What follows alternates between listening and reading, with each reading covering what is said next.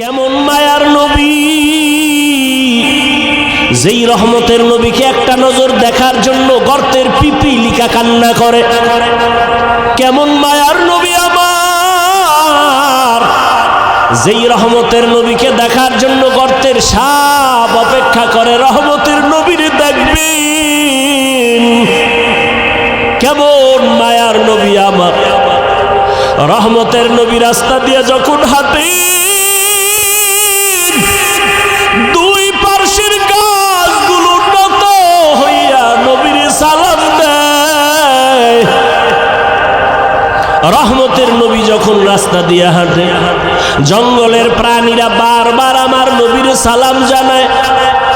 নবীজি খেজুর গাছের সাথে ট্যাক লাগায় খুতবা পড়েন।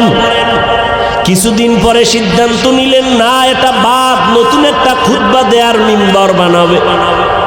বুখারী শরীফের ইবারত, খেজুর গাছ কান্না শুরু করছে। সাহাবায়ে কেরাম বলেন, মানুষের কান্নার মতো খেজুর গাছ থেকে, মরা খেজুর গাছ থেকে কান্নার আওয়াজ। রহমতের নবী বলেন, রে খেজুর গাছ কেন কাঁদো? আমি কি দোয়া করব তুই জিন্দা হবি, তোর কাছে খেজুর হবে, উম্মতেরা খাবে। খেজুর গাছ বলে, না ইয়া রাসূলুল্লাহ, এই দোয়া চাই না। কেন কাঁদো? বলে, আপনার বিরহের বেদনায় কান্না করি। কি চাও? বলে, এখানে জানাজা পড়ায়া দাফন করবে, হাসরের ময়দানে আপনার সাথে জান্নাতে থাকতে চাই। নবী উস্তুনে হান্নানা আজ হজরে রসুল, নালামি জাদ হাম চুয়ার বাবুকু।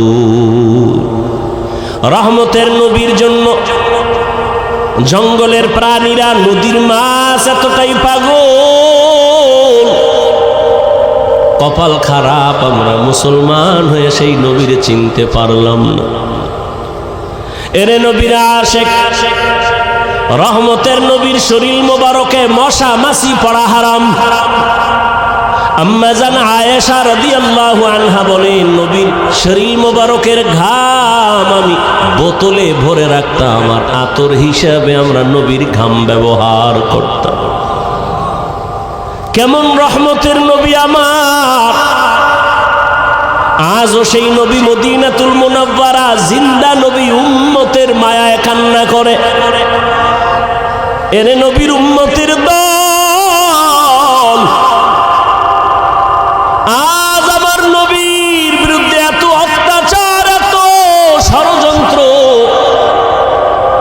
মুসলমানের উপরে হামলা শুধু কালেমার কারণে, রহমতের নবীর উম্মত হওয়ার কারণে। মায়ের সামনে সন্তানের জবাই করে, সন্তানের সামনে মা বাবাকে জবাই করে, ধর্ষণ করে। এরে সন্তান ও মা বাবারা, একটা সন্তান অসুস্থ হয়ে গেলে তোমার ঘুম আসে না, সন্তান অসুস্থ, পাগল হয়ে যাও। অথচ ফিলিস্তিনের মুসলমানের অবস্থা দেখলে কোনো মানুষ স্থির থাকতে পারে না রে বাবা। আসলে আল্লাহর ভয় অন্তরে নাই, নিজের মধ্যেই তো ইমানের দুর্বলতা। কয়দিন আর দুনিয়ার এই বাহাদুরি রে বাবা, এখনো সময় আছে, তওবা করো। দুনিয়াটা কিছুই না, চোখ বন্ধ করলে সব শেষ হয়ে যাবে। আজ আমি তুমি বলি, আমার বাড়ি, আমার গাড়ি, আমার টাকা, আমার পয়সা, সব আমার আমার আমার। আজরাইল যেদিন হাজির হয়ে যাবে, দেখবা নিজের জামাটাও কিন্তু আর আমার থাকবে না। আমার জামা, আমার গেঞ্জিগুলো বেলেট দিয়া কেটে কেটে রেখে দিবে তোমার আমার সন্তানেরা। আমার হাতের ঘড়িটা আরেকজনের হাতে দিয়া বলবে, এটা আমার। আমার মোবাইলটা আর আমার থাকবে না, আরেকজনের মালিক হয়ে বলবে, এটা আমার মোবাইল। আমাকে 3টা কাফনে পেঁচাইয়া ঘর থেকে বিদায় করে দিবে। অন্ধকার কবরে নিয়ে যাবে। কই ছেলে, কই মেয়ে, কই বাড়ি, কই টাকা, সব আমার থেকে আলাদা হয়ে গেল। 3 কাফনের বাসিন্দা বানায়া জানাজা পড়ায়া কবরের দেশে নিয়ে রাখবে। এমন একটা জায়গায় কবর, যেখানে দিনের বেলাও যাইতে সবাই ভয় পায়। বাঁশবাগান বাড়ির পেছনের অংশ, ওখানে কেউ যায় না, সাপ বিচ্ছু থাকার গর্ত। কবরে রাখিয়া সবাই চলে যাবে, আর খবর নিবে না। তবে হ্যাঁ, যদি কিছু নেক আমল করে যাও, ভালো সন্তান রেখে যাও, কোরআন পড়নেওয়ালা, মাদ্রাসা মসজিদ রেখে যাও, আলেম ওলামা বানায় রেখে যাও, এদের দোয়া চলবে কবরে। তাও যদি না থাকে, কবরে আর কিছুই যাবে না রে বাবা। রহমতের নবী আম্মা জান আয়েশা বলেন, আমার হুজরায় বসে নবী গুনগুন করে কান্না করেন। আমি জিজ্ঞাসা করতাম, ইয়া রাসূলুল্লাহ, আমি আয়েশার কোনো বেয়াদবির কারণে আপনি কান্না করেন? কয় না না। তো কেন আপনি কাঁদেন? আম্মা জান আয়েশার জবাবে রহমতের নবী বলেন, হাসরের ময়দানের ভয়ঙ্কর হালাত আমার যখন মনে পড়ে, চোখের পানি ধরে রাখতে পারি না রে আয়েশা। হাসরের ময়দানটা কত যে ভয়ঙ্কর, আমার উম্মতের কি হালাত হবে আয়েশা। আম্মা জান বলেন, কেমন হালাত? নবীজি বলেন, হাসরের ময়দানে নারী আর পুরুষগুলো উলঙ্গ, সবাই উঠবে। নারীরা উলঙ্গ, পুরুষেরা উলঙ্গ দাঁড়াবে। সূর্যটা মাথার উপরে নেমে আসবে, সূর্যের গরমে জমিনটা তামা হয়ে যাবে। নাফরমানদের মাথার মগজগুলো ভাতের মারের মতো ফুটতে থাকবে। ওদিকে জাহান্নামের আওয়াজ, জাহান্নাম চিৎকার দিয়া বলবে, ও দয়ার মালিক, বেনামাজি গুলো কই? নাফরমান গুনাহগার গুলো আমার পেটে দাও। নবী বলেন, ওদিকে আমার আল্লাহ রাগান্বিত আওয়াজ দিয়া ফেলবেন, কুদরতের আওয়াজ দিবেন, বড় ভয়ঙ্কর আওয়াজ। লিমানিল মুলকুল ইয়াউম লিল্লাহিল ওয়াহিদিল কাহ্হার। নবীজি বলেন, আমার আল্লাহ এতটা রাগান্বিত, কুদরতের আওয়াজ দিবেন যে হাসরের ময়দানটা থরথর করে কেঁপে উঠবে। জাহান্নামের আওয়াজ, এমন অবস্থা হবে যে নবীদের কোনো গুনাহ নাই, সে নবীরাও কান্না শুরু করবেন। আদম আলাইহিস সালাম কান্না করবেন, মূসা নবী কাঁদবেন, ঈসা নবী কান্না করবেন, ইব্রাহিম নবী কান্না করবেন, নূহ নবী কান্না করবেন। উম্মতেরা পাগলের মতো দৌড়াবে, কোথায় যাবে একটু পরিত্রাণ পাওয়ার জন্য। আদম নবীও বলবে, আমি পারবো না, যাও, কোনো উম্মতের সুপারিশ করতে পারবো না। মূসা নবীও তাড়ায় দিবেন, ঈসা নবী তাড়ায় দিবেন। সর্বশেষ রহমতের নবী বলেন, আয়েশা, উম্মতেরা পাগলের মতো হয়ে যাবে। এক পর্যায়ে তারা আমি মুহাম্মদের তালাশ করতে থাকবে। আম্মা জান বলেন, ইয়া রাসূলুল্লাহ, উম্মতেরা ওই কঠিন সময় আপনাকে কোথায় পাবে? মায়ার নবী কাঁদেন আর বলেন, আয়েশা, ওই কঠিন সময় আমি একমাত্র আমার রবের সামনে সিজদায় পড়ে মাকামে মাহমুদে কান্না শুরু করব। মূসা নবী কাঁদবেন নিজের জন্য, ঈসা নবী কান্না করবেন নিজের চিন্তায়, আদম নবী কাঁদবেন নিজের চিন্তা, আর আমি মুহাম্মদ কান্না করব, একবারও বলবো না আমার কথা, আমি বারবার বলবো, আমার উম্মতের কি উপায়? আমি আমার মাওলাকে বলবো, আল্লাহ, আমার উম্মতের খবর কি? আমার একটা উম্মত যেন জাহান্নামের আগুনে না যায়, জাহান্নামের একটা সেকেন্ডের গরম সহ্য করতে পারবে না। আমার আল্লাহ তখন আমার কান্না সহ্য করতে পারবেন না, দ্রুত বলবেন, হে নবী, আপনি মাথা উঠান, আপনার কান্না আমি আল্লাহ সহ্য করতে পারি না। আমাকে তখন আমার আল্লাহ বলবে, যান, আপনার উম্মতগুলো বাছাই করে করে জাহান্নাম থেকে জান্নাতের পথে নিয়ে যান। আমি তখন অর্ডার পাইয়া আমার গুনাহগার উম্মতগুলো বাছাই করে করে করে করে হাউজে কাউসারের কিনারায় নিয়ে দাঁড় করাবো, কারণ সূর্যের গরমে পানির এত পিপাসা,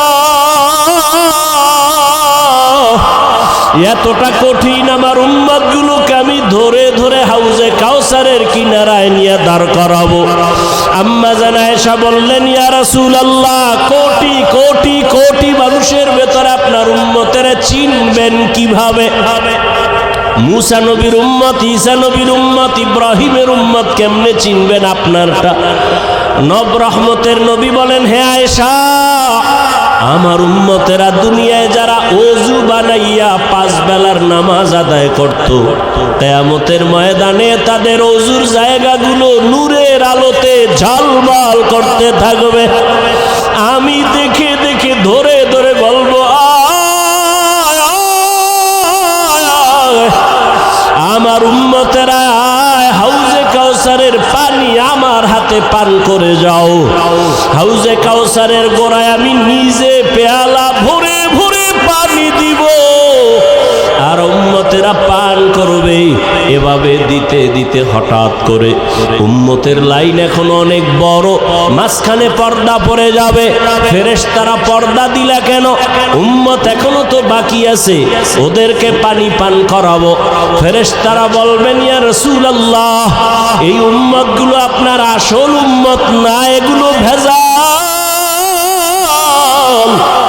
আপনি দুনিয়ার থেকে বিদায়ের পরে এই উম্মতগুলো জাহান্নামের পথে চলতে চলতে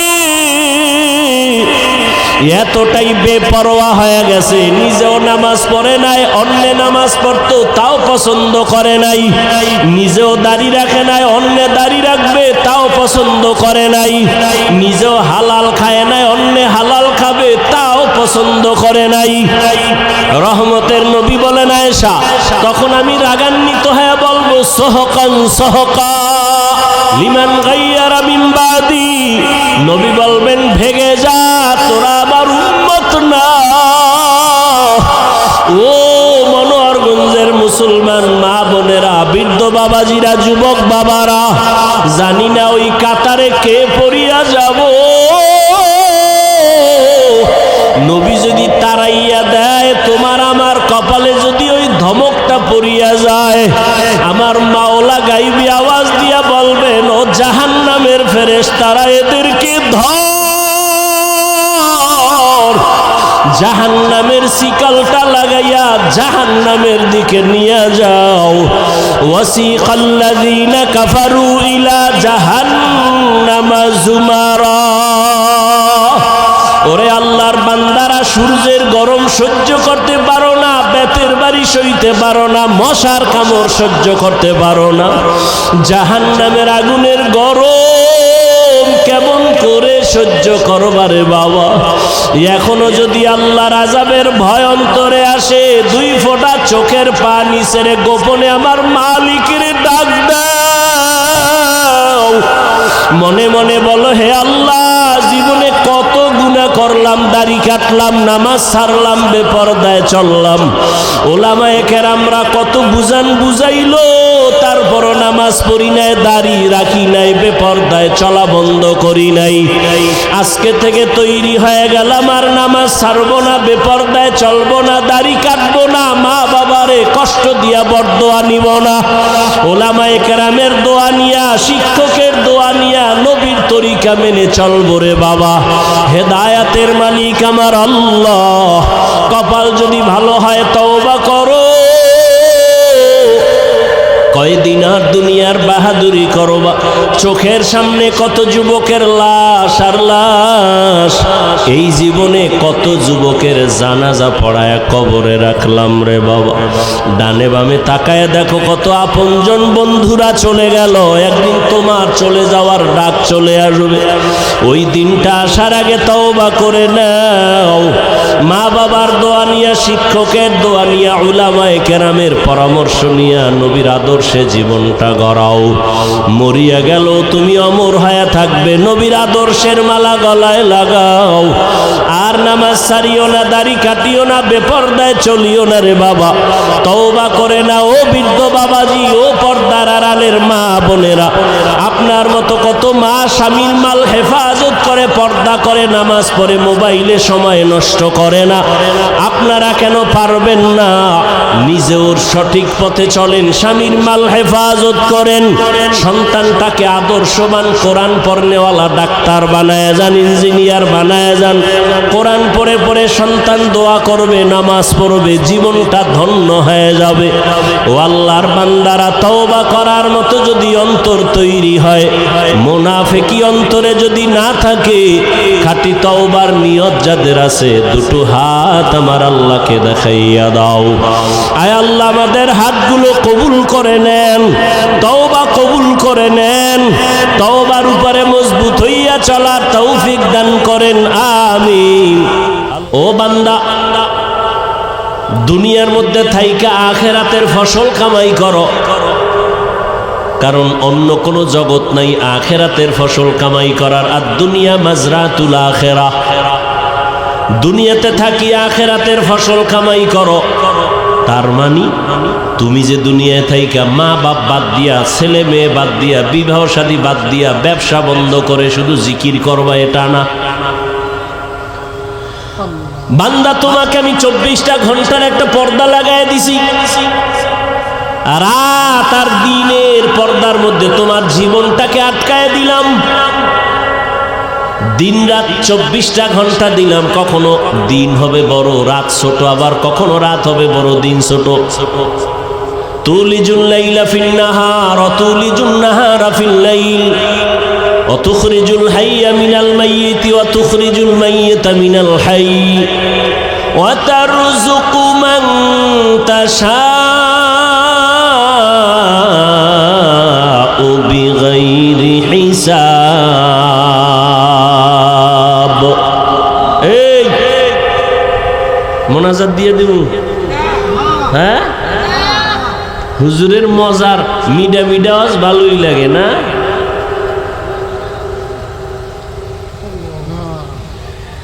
মিষ্টি ময়ান খুব ভালোই লাগে, আর কলিজায় আঘাত লাগলে আর ভাল লাগে না, জুতা খুঁজে তাড়াতাড়ি উঠার জন্য। হ্যাঁ,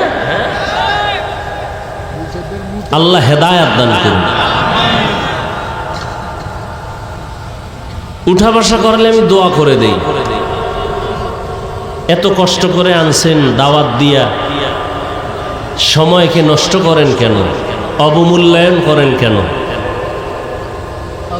ভালো লাগে না, আসছেন কেন? এটা তো এমন প্যান্ডেল না যে জোর করে বসতে হবে, টিকিট দিয়ে বসতে হবে, উঠে গেলে টাকা মিস। ইসলাম তো বাই ফোর্স না বাই চয়েস, কাউকে জোর করে মানুষকে দিনের দিকে ডাকে না। আপনি ভালো লাগলে নামাজ পড়বেন, না পড়লে নাই। আমাদের কাজ দাওয়াত দেওয়া, ফলাফল কিয়ামতের দিন পাইয়ে যাবেন হাতে। মরার আগেই দেখে যাবেন আপনি জান্নাতি না জাহান্নামী।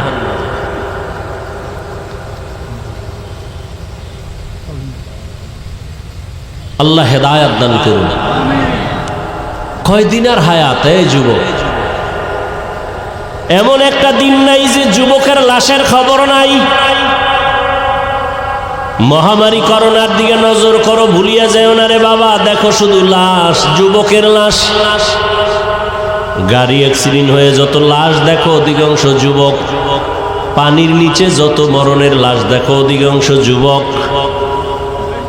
কি যুবক? বাঁচতে চায় বেশি দিন, হাতের মধ্যে অস্ত্র লইছে, মরণের অস্ত্র, মানে তাড়াতাড়ি মরবে। বাঁচতে চাও বেশি দিন, কিন্তু হাতের মধ্যে অস্ত্র কি? বেশি দিন বাঁচার না দ্রুত মরার? অস্ত্রটার নাম কি? মোবাইল। তোমাকে দ্রুত মেরে ফেলবে। তুমি যদি বেঁচে থাকো, বিছনায় পড়ে ভুগতে থাকো, সেই বাঁচার লাভ কি? মোবাইল তোমাকে বাঁচাবে কিছুদিন, বিছানায় ফালায় বাঁচাবে। চোখের পাওয়ার থাকবে না, কিডনি থাকবে না, হার্ট থাকবে না, মেধা নষ্ট, দিমাগ নষ্ট, লেখাপড়া নষ্ট, যৌবন নষ্ট, জীবন নষ্ট, সব মিলেই মোবাইল। এটা লয়ে ঘুরতেছ, বাথরুমে মোবাইল, লেফের ভিতরে মোবাইল, সারা রাত মোবাইল। মা ছাড়বে, বাপ ছাড়বে, ভাই বোন সব ছাড়বে, মোবাইল ছাড়বে না। এই মোবাইলের কারণে মায়ের সাথে বেয়াদবি, এই মোবাইলকে কেন্দ্র করে বাবার সাথে বেয়াদবি, এই মোবাইলকে কেন্দ্র করে শিক্ষকের সাথে বেয়াদবি, এই মোবাইলকে কেন্দ্র করে মুরব্বীদের সাথে বেয়াদবি। এই মোবাইলকে কেন্দ্র করে কত সন্তান মা বাবার টাকা চুরি করে। মা বাবা ওই দেখো না, কয়েকদিন আগে এই ফেসবুক শরীফের মুরিদেরা কয়েকদিন দেখো না মোবাইলের কারণে বাবারে মারছে। এই যে কয়েকদিন আগে বাবাই গিয়ে ছুরির আঘাত করছে, বাবাই ছিল নাকি নামাজে। কথা কয় নাই বোধ। তুই কবে মারবি বাবারে? তুই তো ওই পথের যাত্রী, তোমার চরিত্রটা যে ভালো তা বলার উপায় নেই। কখন মেজাজ গরম হয়ে যাবে মা বাবাকে হামলা চালায় দিও বলা যায় না। মা বাবায় ভিতরে ভিতরে দোয়া ইউজ করে, আল্লাহ ছেলেটা যদি মরত তাহলে একটা বালা মুসিবত থেকে বেঁচে যাইতাম, কারণ ছেলের চরিত্র এত খারাপ মানুষের সামনে মুখ দেখাইতে পারি না, লজ্জা। নিজেরা তো খুব বাহাদুর ভাবো না, অথচ তোমার মা বাবা চায় তুমি মইরা যাও। তোমার চরিত্র এত খারাপ যে তোমার চরিত্রের কারণে লজ্জা পায় মা, লজ্জা পায় বাবা, মানুষের সামনে শরম পায় তোমার চরিত্রের কারণে। এমন অভিশপ্ত কপাল নিয়ে জন্ম নিয়েছ। শিক্ষক তোর উপরে বেজার, এত তোর ব্যবহার খারাপ। এলাকার মুরব্বীরা তোমার উপরে বেজার, তোমার ব্যবহার এত খারাপ। মা বাবা বেজার তোমার উপরে, তোমার ব্যবহার এত খারাপ। আলেম ওলামা তোমার উপরে বেজার, তোমার ব্যবহার এত খারাপ। অভিশপ্ত কপাল নিয়ে দুনিয়াতে আসছো কেন? কি নিয়ে কবরে যাবি? মরে গেলে মানুষ কি স্মরণ করবে যে একটা মুসিবত গেছি গে, আলহামদুলিল্লাহ। মানুষ মরলে ইন্না লিল্লাহ পড়ে, তুই মরলে সবাই আলহামদুলিল্লাহ পড়বে। এমন পোড়া কপাল নিয়ে জন্ম নিয়েছ। বাহাদুরি করো বহুত কিছু, কোন দিন মরণ হবে জানা নাই। ঘুমের ভিতরে মরণ, ঘুমের ভিতরে হয়নি। যুবক বাবারা হয়নি। বেয়াদবি মাপ চাই। আমার তো তোমার সাথে দুশ্মনী চাই নাই, বরং আমার অন্তর চাই তোমার দুইটা পায়ে হাত দিতে পারলে, যদি নামাজি হইতা, দাড়িওয়ালা হইতা, আমি নিচে এসে পাও ধরতাম। অথচ তোমার মতো যুবকই তো কবি নজরুল। আজকে তার গুণগান গাও। তোমার মতো সারা রাত মোবাইলে অপরাধ করলে জীবনে কবি নজরুল হতে পারতো না।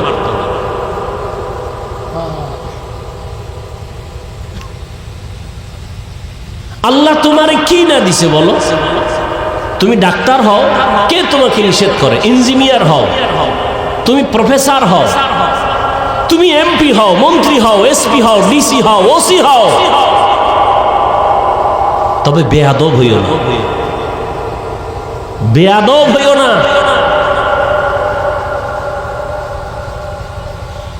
ইয়া আইয়ুহাল্লাযীনা আমানুত্তাকুল্লাহা ওয়াল তানজুর নাফসুম মা কদ্দামাত লিগাদিন ওয়াত্তাকুল্লাহ।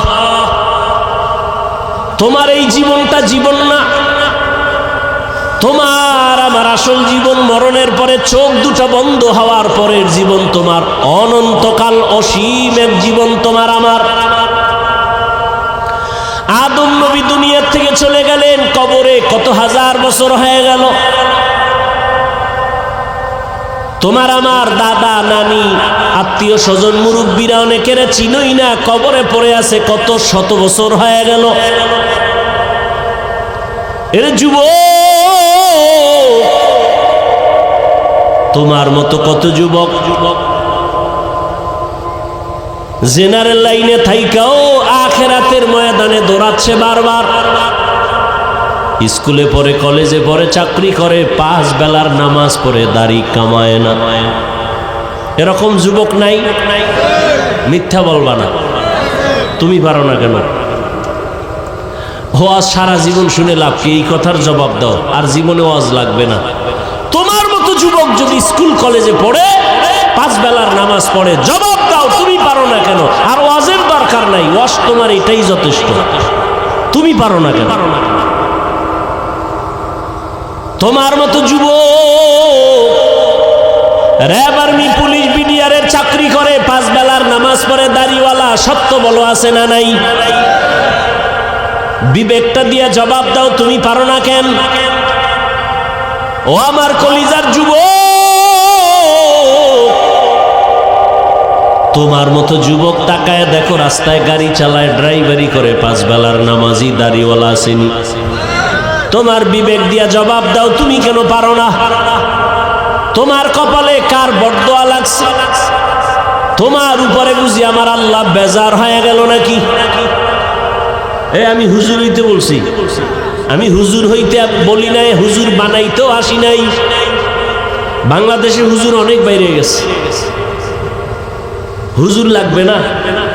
আমার দেশে এখন হুজুরের অভাব নাই, আদর্শবান ডাক্তারের অভাব, আদর্শবান ইঞ্জিনিয়ারের অভাব, আদর্শবান ডিসিএসপি এমপি মন্ত্রীর বড় অভাব।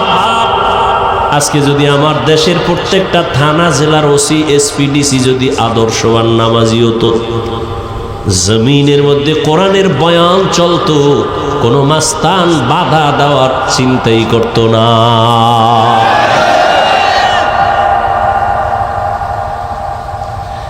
তোমরা স্বাধীন স্বাধীন করো, স্লোগান দাও না, দেশ স্বাধীন।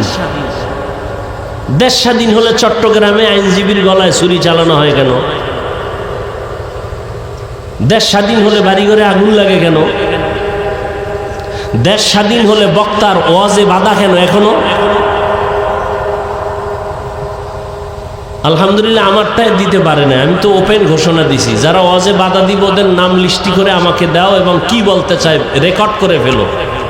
ওই জালেমের বিরুদ্ধে আমি আবার নতুনভাবে বাংলাদেশে আন্দোলনের ডাক দিব। নতুনভাবে আন্দোলন হবে সমস্ত জালেমের বিরুদ্ধে। চরমনের মাঠে বলে আসছি না, 2 গরুয়ে ধান খায়, মালিকে বেত দিয়ে একটার উপরে বাড়ি মারছে আর একটা দৌড় দিছে। মালিক কয় তোরে তো বাড়ি দি নাই, দৌড় দাও কেন? কয় এর পরের সিরিয়াল আমার। হ্যাঁ, কারো বিপদে লাফাইও না, নিজেও গাট্টি রেডি রাখো। আলেমদের সাথে বেদবি করবা, গাট্টি রেডি রাখো।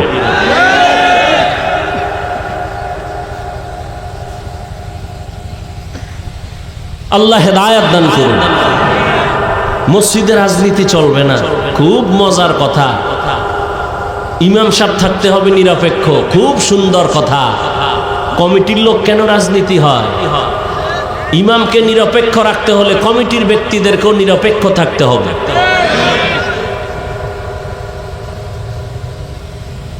আর ওলামায়ে কেরাম যদি রাজনীতির কথা বলে, পবিত্র কোরআনের আয়াত দিয়া কথা বলবেন, পচা ধান্দাবাজি চান্দাবাজির কথা বলবেন না। যদি কেউ বলে ইসলামে রাজনীতি নাই, তার ইমানই তো চলে যাবে।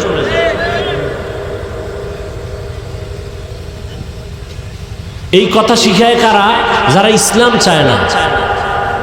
কারণ সবাই জানে ইসলাম ছাড়া শান্তি নেই, সবাই জানে, বুঝে, কিন্তু ভয় ইসলাম আসলে চোরের চুরি আর চলবে, এই জন্য ভয়। আজকে সৌদি আরব এত বড় ইসলামী স্টেট, ইসরায়েলের মধ্যে যে হামলা মুসলমানের উপরে ওরা চালায়, ফিলিস্তিনের জমিনে, ভারতের জমিনে, আসামে, এই পরিমাণ অত্যাচার, ইসলামের দৃষ্টি বাদ দেন না, মানবতার দৃষ্টি কোথায়? বেঈমান কথা বলবে দূরের কথা, মুসলমানেরাও চুপটি করে বসে আছে। কথা ঠিক নেই? আমরা যে একটু চিল্লাই, হুজুর গো ধাক্কায় চিল্লাই, ঈমানের ভাবার তো নাই।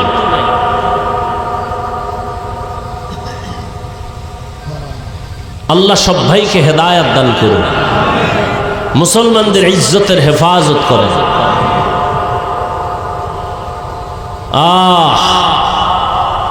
বাংলাদেশের মানুষ মনে করে আমরা তো নিরাপদে আছি, মায়ের কোলে, কোনো টেনশন নাই। ঝড় তুফান যদি শুরু হয়ে যায় আর ফিরবে না। বাংলাদেশ সাইজ করতে ওগা আঙ্গুলের একটা টোকাও লাগবে না, ওরা এটা সিরিয়ালের বাইরে রেখে দিচ্ছে। আপনি মনে করেন অনেক অজমা আফিল মাদ্রাসা মসজিদ, এটারে আর দুর্বল করবে কে?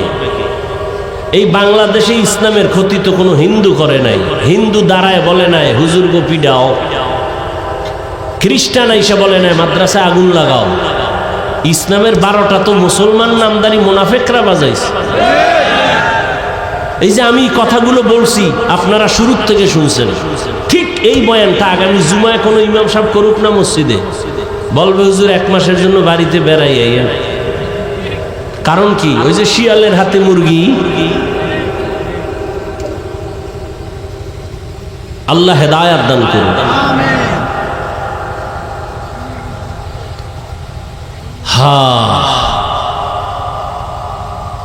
পরকাল জিন্দেগির জন্য কি হিসাব মিলাও রে বাবা।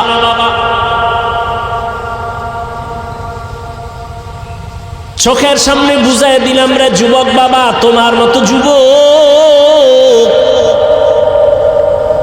জেনারেল লাইনে থাকিয়া 5 বেলার নামাজ পড়ে ময়দানে কৃষি কাজ করে, নদীর মধ্যে মাছ ধরে 5 বেলার নামাজ পড়ে, রাস্তায় গাড়ি চালায় না, গাড়িটা বন্ধ করে আজান হলে নামাজে যায়, ড্রাইভার, হেল্পার, কন্ট্রাক্টর, যাত্রী সহ। বলো তুমি কেন নামাজ পড়তে পারো না? তোমার মতো যুবক যদি স্কুল কলেজে পড়ে নামাজ পড়ে, বলো তুমি কেন পারো না রে বাবা? ঢাকা কলেজের খবর নাও, জাহাঙ্গীরনগরের খবর নাও, ওখানের পড়ুয়া তোমার মতো সন্তান কলেজে ক্লাস করে, মাথায় পাগড়ি, বড় দাড়ি, বড় জামা, মনে হয় পেছন থেকে তাকাইলে বড় মসজিদের কোনো খতিব। জিজ্ঞাসা করি বাবা তুমি কোন মসজিদে জুমা পড়াও? কয় না আমি তো আরবি পারি না। করো কি? বলে ঢাকা কলেজে আমি অধ্যয়নরত অবস্থায় আছি।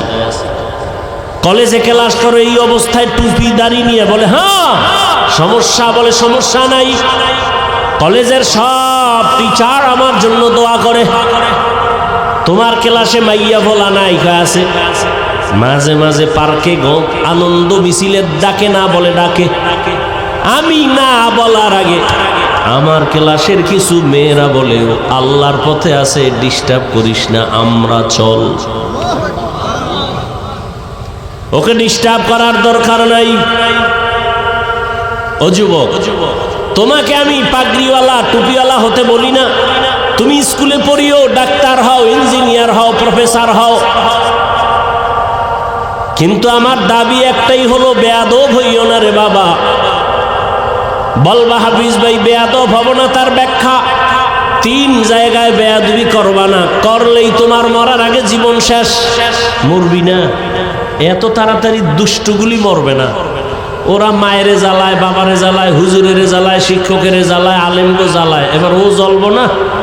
ও কিডনি যাইব, লিভার যাইব, বিছনায় শুইয়া শুইয়া কানতে কানতে কানতে কানতে ওর জীবন শেষ শেষ। এত তাড়াতাড়ি আল্লাহ নিবে না, ওরে জ্বালাইয়া এরপরে নিয়ে। যারা বেয়াদবি করে মা বাবার সাথে, এটি তাড়াতাড়ি মরবে না তো।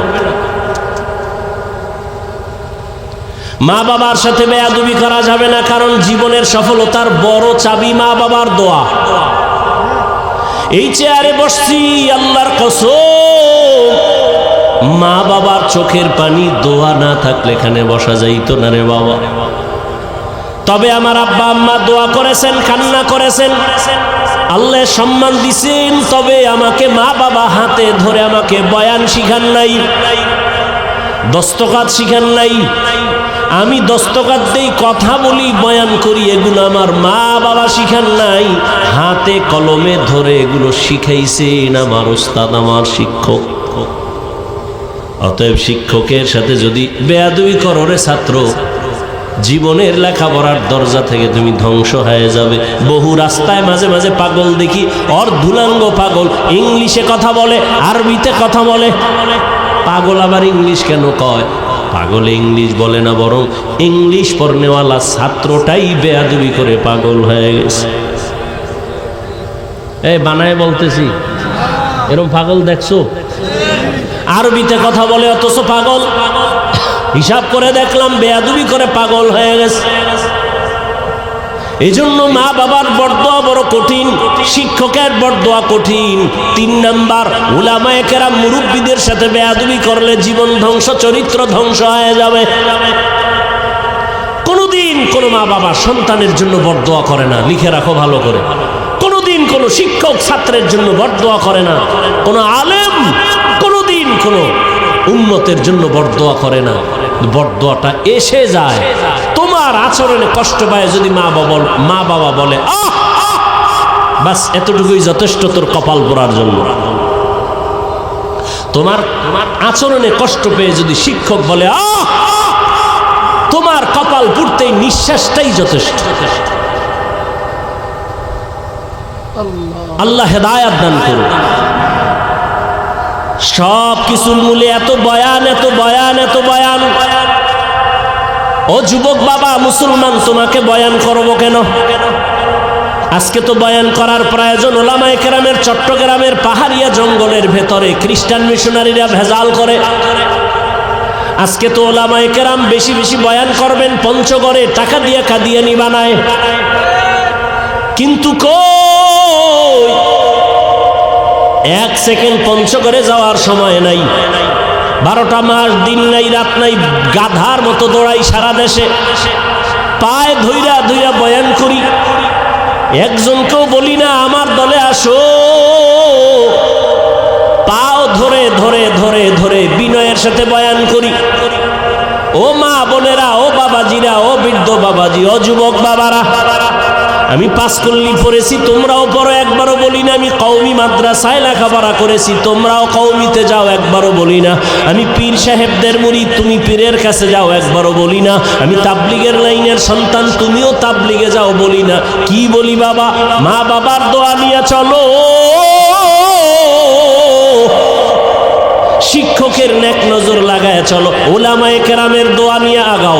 ডাক্তার হবা তো সম্মানের ডাক্তার হও, ইঞ্জিনিয়ার হবা দেশব্যাপী সম্মানিত ইঞ্জিনিয়ার হও, প্রফেসর হবা তো দেড় জোড়া সম্মানের প্রফেসর হয়ে যাও।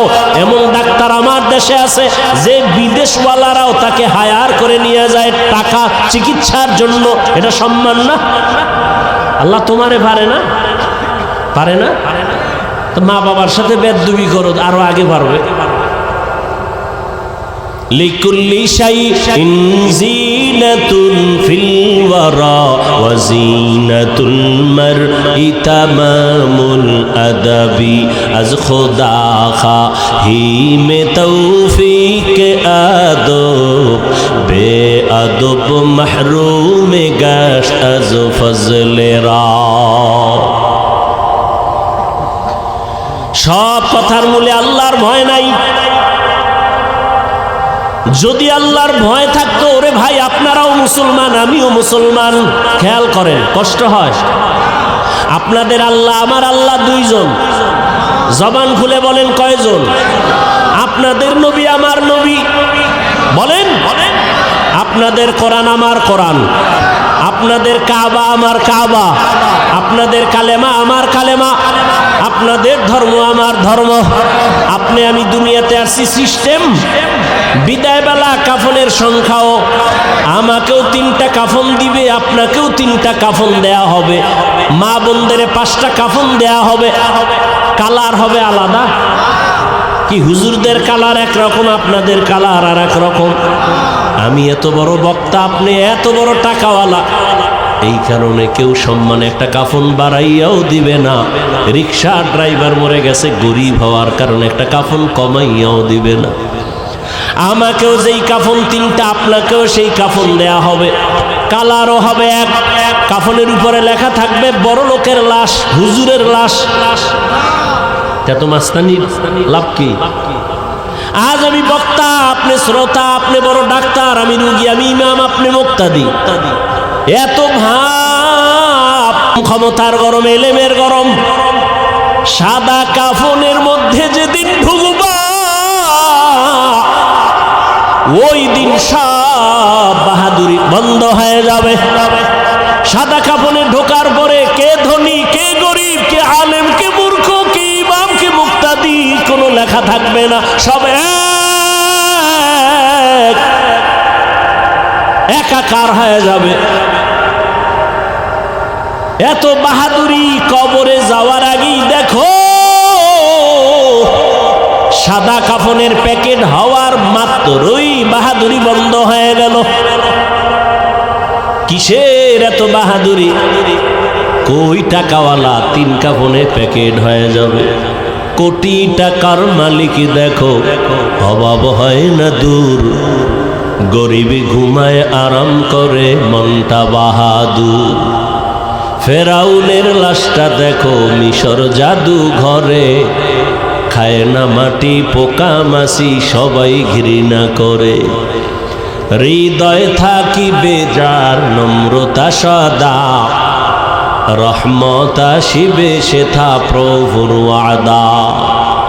বড়র বাড়াই থাকলে দিলে রহমত আসবে না, নিজেকে নিজে ছোট মনে করিও সদা।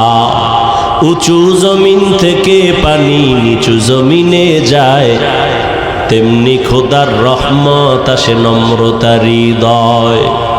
ভোগবিলাসের বাড়ি গাড়ি পরে রবে সব, থাকতে সময় স্মরণ করো আল্লাহ আমার রব।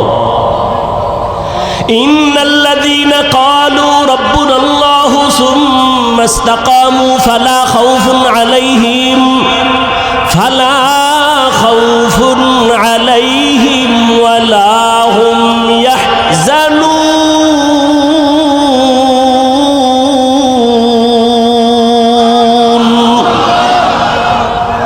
যে ব্যক্তি আমার আল্লাহকে রব বলে স্বীকার করবেন এবং এই রবকে মানিয়া জীবনটা চালাবে, আল্লাহ বলেন তোমার দুনিয়ায় পেরেশানি নাই, আখিরাতেও ভয় নাই। আমি আল্লাহ কুদরতের দ্বারা তোমাকে বিনা হিসাবে জান্নাত দিয়া দিব। আতিনা ফি দারে দুনিয়া না হাসান, আতিনা ফি দারে উকবা না হাসান, ইয়া গিয়াসাল মুস্তাগীসিন ইহদিনা ইফতিখারা বিল উলুমে ওয়াল গিনা। হর গরিদে নেको तू तैयार है, जो न मांगे उससे तू बेजार है। আপনারাও মুসলমান, আমিও মুসলমান। আপনার আমার আল্লাহ এক, নবী এক, কোরআন এক, কাবা এক, ধর্ম এক, কালেমা এক, দুনিয়াতে আসছি তাও এক, কাফনের কালার এক, সংখ্যাও এক, কবরের সাইজও হবে না। আপনাদের এলাকার কবর এক হাত বড়, কবরে রাখার পরে কবরের প্রশ্ন করা হবে কয়টা? তিনটা, তাও এক। আমাকেও যেই প্রশ্ন আপনাকেও সেই প্রশ্ন। রবের পরিচয় দাও, ধর্মের পরিচয় দাও, রাহমাতুল লিল আলামিনের পরিচয় দাও। আপনিও মুসলমান, আমিও মুসলমান। আপনার আমার আল্লাহ এক, নবী এক, কোরআন এক, কাবা এক, ধর্ম এক, কালেমা এক। অথচ আপনাকে পাও দুইরা বয়ান করা লাগবে কেন? বরং বয়ান করার পরেও তো দেখি আমি টুপি খুলতে চাই না। আপনি কেমন মুসলমান যে টুপি দিতে চান না? আমি পাও ধরে ধরে বলি ভাইজান দাড়িটা লম্বা করেন, আমি দাড়ি কাটতে চাই না। আপনি কেমন মুসলমান যে দাড়ি রাখতে চান না? আমিও মুসলমান, আপনিও মুসলমান। আমি মসজিদে না ঢুকলে লজ্জা পাই। আপনি কেমন মুসলমান যে মসজিদে ঢুকতে গেলে লজ্জা পান? আমিও মুসলমান, আপনিও মুসলমান। আমি বেপর্দায় চলতে গেলে লজ্জা পাই। আপনি কেমন মুসলমান যে পর্দা করতে গেলে লজ্জা পান? কপাল বুঝি পুড়িয়ে গেছে রে যুবক।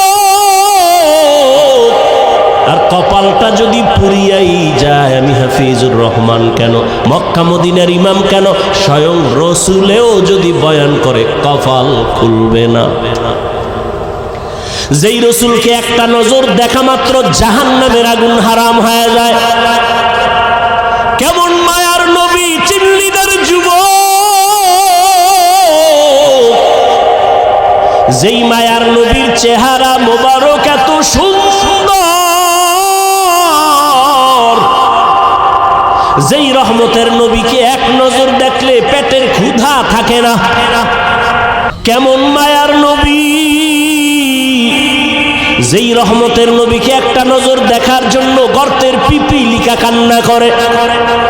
কেমন মায়ার নবী আমার, যেই রহমতের নবীকে দেখার জন্য গর্তের সাপ অপেক্ষা করে। রহমতের নবীরে দেখবেন, কেমন মায়ার নবী আমার।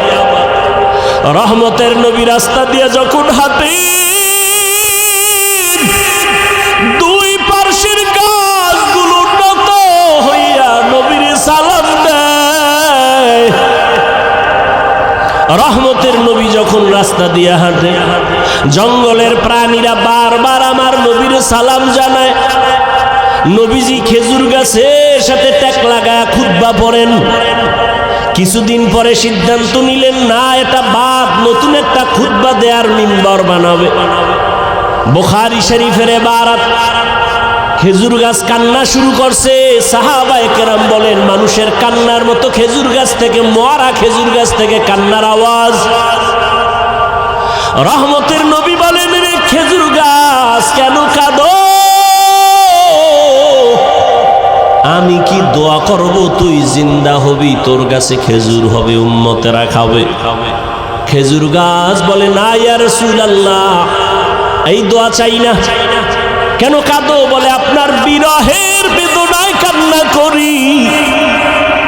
কি চাও? বলে, এখানে জানাজা পড়ায়া দাফন করবে, হাসরের ময়দানে আপনার সাথে জান্নাতে থাকতে চাই। নবী উস্তুনে হান্না আজ হজরে রসুল নালামি জাদ হাম চুয়ার বাবু।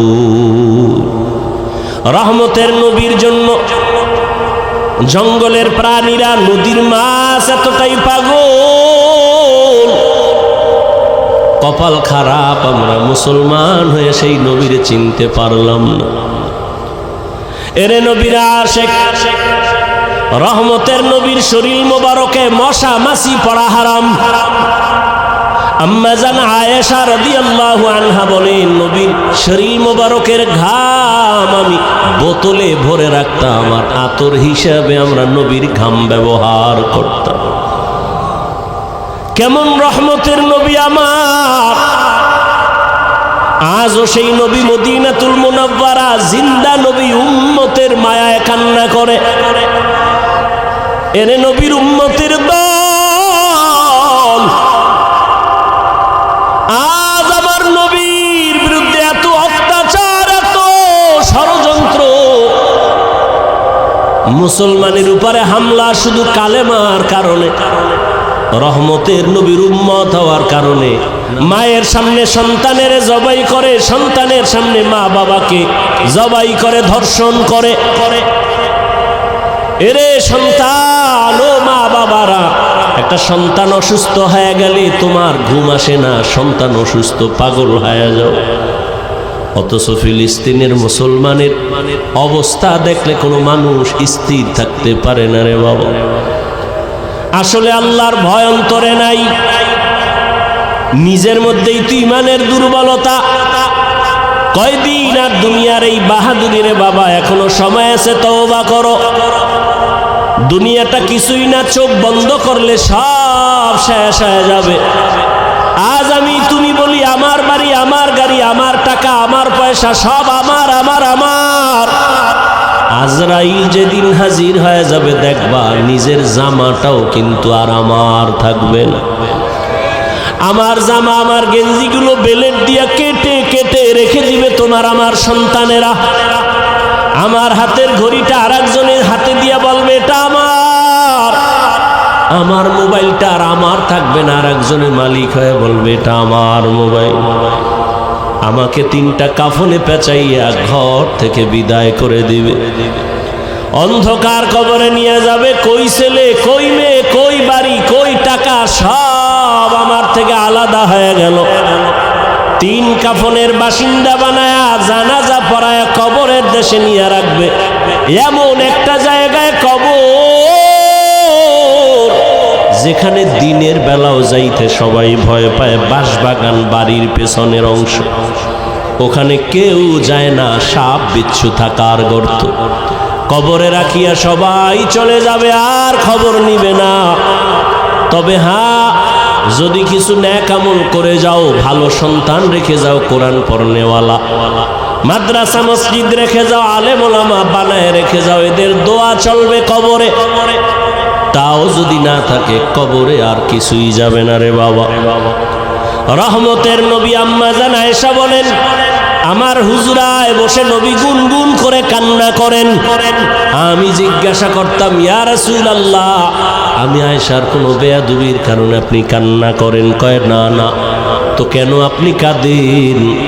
আম্মা জান আয়েশার জবাবে রহমতের নবী বলেন, হাসরের ময়দানের ভয়ঙ্কর হালাত আমার যখন মনে পড়ে চোখের পানি ধরে রাখতে পারি না রে আয়েশা। হাসরের ময়দানটা কত যে ভয়ঙ্কর, আমার উম্মতের কি হালাত হবে আয়েশা। আম্মা জান বলেন, কেমন হালাত? নবীজি বলেন, হাসরের ময়দানে নারী আর পুরুষগুলো উলঙ্গ, সবাই উঠবে। নারীরা উলঙ্গ, পুরুষেরা উলঙ্গ দাঁড়াবে। সূর্যটা মাথার উপরে নেমে আসবে, সূর্যের গরমে জমিনটা তামা হয়ে যাবে। নাফরমানদের মাথার মগজগুলো ভাতের মারের মতো ফুটতে থাকবে। ওদিকে জাহান্নামের আওয়াজ, জাহান্নাম চিৎকার দিয়া বলবে, ও দয়ার মালিক, বেনামাজিগুলো কই? নাফরমান গুনাহগারগুলো আমার পেটে দাও। নবী বলেন, ওদিকে আমার আল্লাহ রাগান্বিত আওয়াজ দিয়া ফেলবেন, কুদরতের আওয়াজ দিবেন, বড় ভয়ঙ্কর আওয়াজ। লিমানিল মুলকুল ইয়াউম লিল্লাহিল ওয়াহিদিল কাহ্হার। নবীজি বলেন, আমার আল্লাহ এতটা রাগান্বিত কুদরতের আওয়াজ দিবেন যে হাসরের ময়দানটা থরথর করে কেঁপে উঠবে। জাহান্নামের আওয়াজ, এমন অবস্থা হবে যে নবীদের কোনো গুনাহ নাই, সে নবীরাও কান্না শুরু করবেন। আদম আলাইহিস সালাম কান্না করবেন, মূসা নবী কাঁদবেন, ঈসা নবী কান্না করবেন, ইব্রাহিম নবী কান্না করবেন, নূহ নবী কান্না করবেন। উম্মতেরা পাগলের মতো দৌড়াবে, কোথায় যাবে একটু পরিত্রাণ পাওয়ার জন্য। আদম নবীও বলবে, আমি পারবো না, যাও, কোনো উম্মতের সুপারিশ করতে পারবো না। মূসা নবীও তাড়ায় দিবেন, ঈসা নবী তাড়ায় দিবেন। সর্বশেষ রহমতের নবী বলেন, আয়েশা, উম্মতেরা পাগলের মতো হয়ে যাবে। এক পর্যায়ে তারা আমি মুহাম্মদের তালাশ করতে থাকবে। আম্মা জান বলেন, ইয়া রাসূলুল্লাহ, উম্মতেরা ওই কঠিন সময় আপনাকে কোথায় পাবে? মায়ার নবী কাঁদেন আর বলেন, আয়েশা, ওই কঠিন সময় আমি একমাত্র আমার রবের সামনে সিজদায় পড়ে মাকামে মাহমুদে কান্না শুরু করব।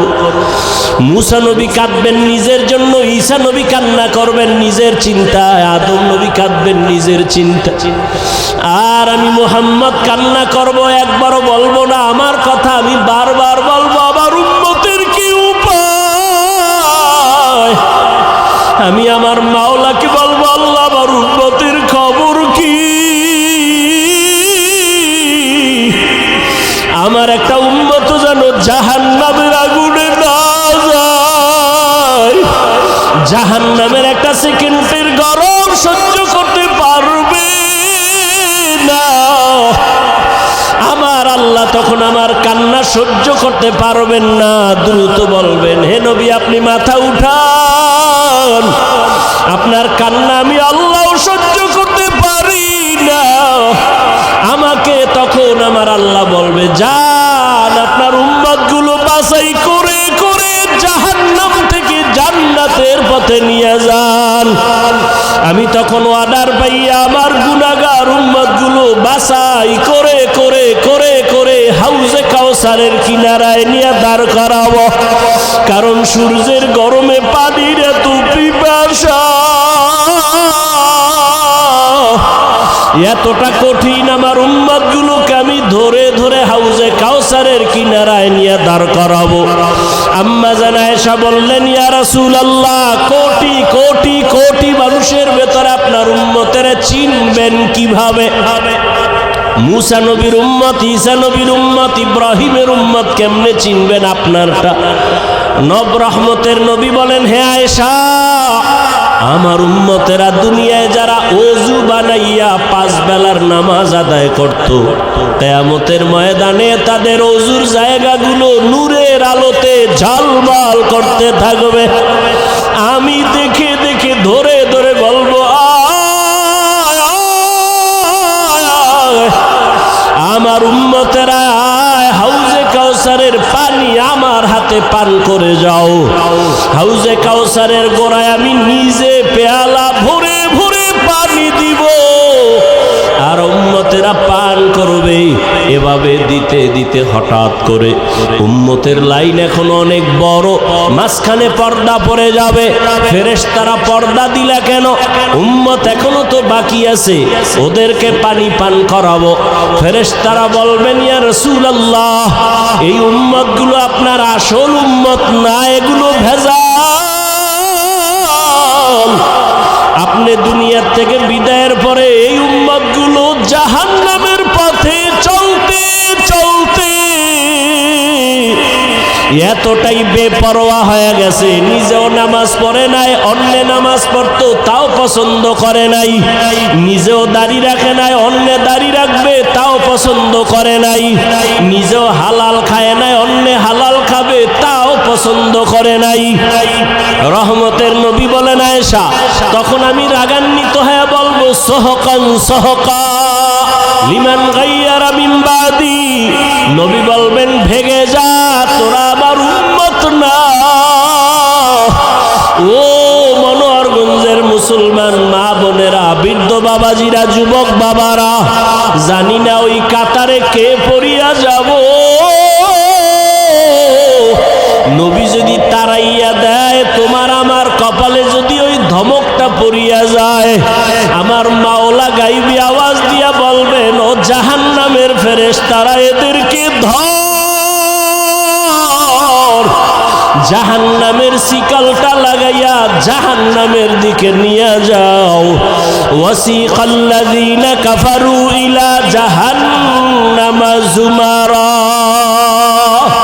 ওরে আল্লাহর বান্দারা, সূর্যের গরম সহ্য করতে পারো না, বেতের বাড়ি সইতে পারো না, মশার কামড় সহ্য করতে পারো না, জাহান্নামের আগুনের গরম কেমন করে সহ্য করবারে বাবা। এখনো যদি আল্লাহর আযাবের ভয় অন্তরে আসে, দুই ফোঁটা চোখের পানি ছেড়ে গোপনে আমার মালিকের ডাক দাও। মনে মনে বলো, হে আল্লাহ, জীবনে কত গুনাহ করলাম, দাড়ি কাটলাম, নামাজ ছাড়লাম, বেপরদায় চললাম, ওলামায়ে কেরামরা কত বুঝান বুঝাইলো, তারপরও নামাজ পড়ি নাই, দাড়ি রাখি নাই, বেপরদায় চলা বন্ধ করি নাই। আজকে থেকে তৈরি হয়ে গেলাম, আর নামাজ ছাড়বো না, বেপরদায় চলবো না, দাড়ি কাটবো না, মা বাবারে কষ্ট দিয়া বরদোয়া নিব না, ওলামায়ে কেরামের দোয়া নিয়া, শিক্ষকের দোয়া নিয়া, নবীর তরিকা মেনে চলবো রে বাবা। হেদায়াতের মালিক আমার আল্লাহ। কপাল যদি ভালো হয় তওবা করো, কয়দিন আর দুনিয়ার বাহাদুরি করবা। চোখের সামনে কত যুবকের লাশ আর লাশ, এই জীবনে কত যুবকের জানাজা পড়ায় কবরে রাখলাম রে বাবা।